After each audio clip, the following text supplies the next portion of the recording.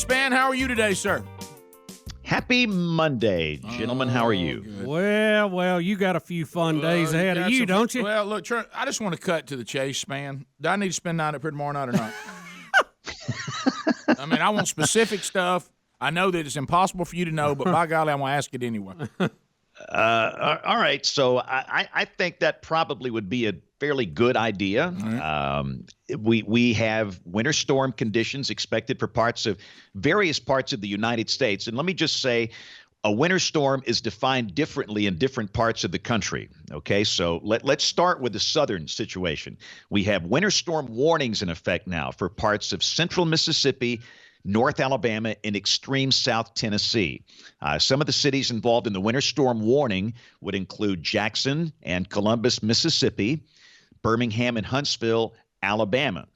And in those winter storm warning areas, we could see a few spots with snow totals of 2 and 3 inches. And of course, immediately our friends in Chicago are laughing, rolling on the floor, laughing and pointing at the same time. Yeah. But understand, in the southern United States, they don't have the equipment to handle this. It's a whole different set of circumstances. And for those cities that I just called out, the threat is going to be after midnight tonight and tomorrow morning. In that time frame from about midnight until 9, 10, 11 o'clock in the morning. And let me just say now, we've also got winter weather advisories surrounding those warnings, and those run down into parts of South Mississippi and Southwest Alabama. We could see a few snowflakes about 50 miles north of Mobile, Alabama.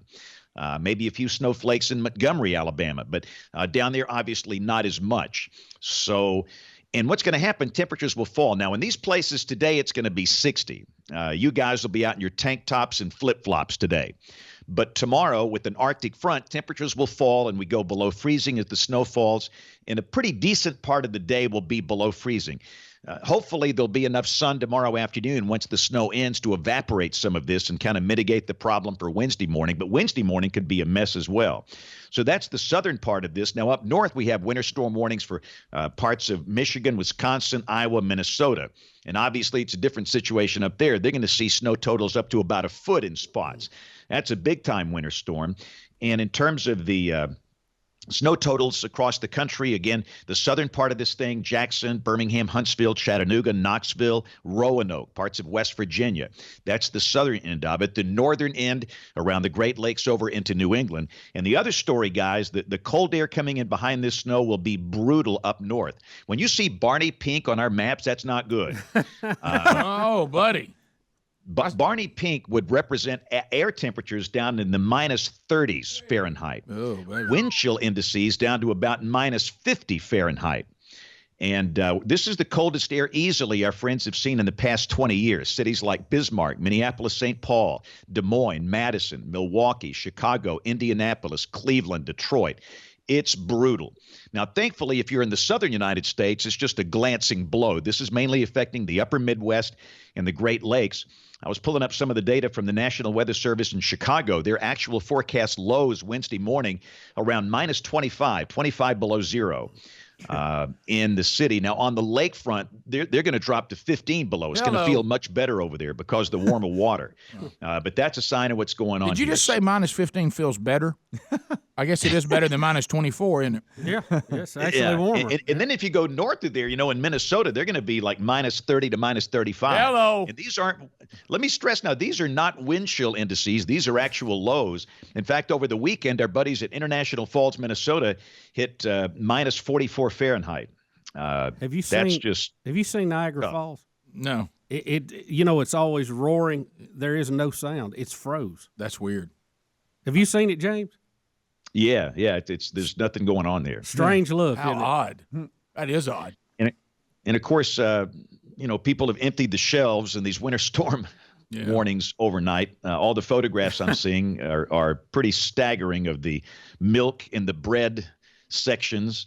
Why do people do this? I've been living here pretty much all my life in the southern United States, and it still makes no sense. It's a cultural thing. It is what it is. But you guys know what I go for. I go for the ding-dongs and yoo-hoos, That's right. which is Well, a much better choice. And we're seeing some rather odd photographs of what people do with this stuff. For those that are watching, you can see that. But if you're listening, this guy, he takes a milk jug he bought, and that's his snow hat, and he's got loaves of bread as earmuffs. Oh, that's so funny.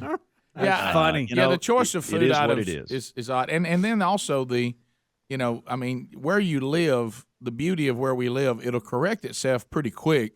I mean, the most, we certainly have had one or two exceptions in my lifetime that you're not without food and access to food very long, even if you can't get on the road and drive. I mean, you're not going to starve. I mean, it is a Speak for yourself, Rick. right. I mean, hey guys, let me say this too.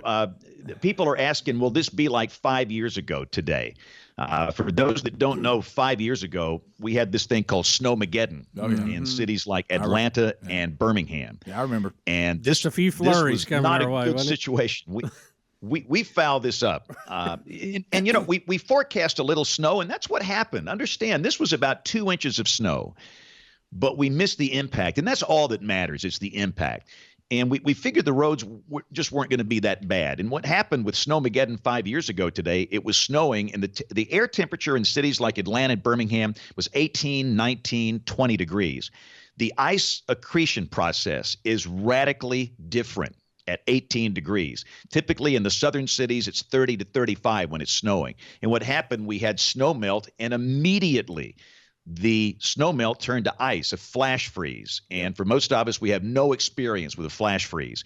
And all these roads had a base of ice. And because we missed it, everybody let out at once, the schools, the businesses, and we had this massive traffic jam, and then people were running into each other. The roads were just a slab of ice, and some people were stranded for 15 hours, running out of gas, getting cold and hungry. They were making fires on the side of the road, burning anything they could burn to stay warm. So I want to stress this deal that's going on in the next 24 hours will not be like that. It's a radically different set of circumstances. And the other thing I wanted to mention, fellas, we show these maps.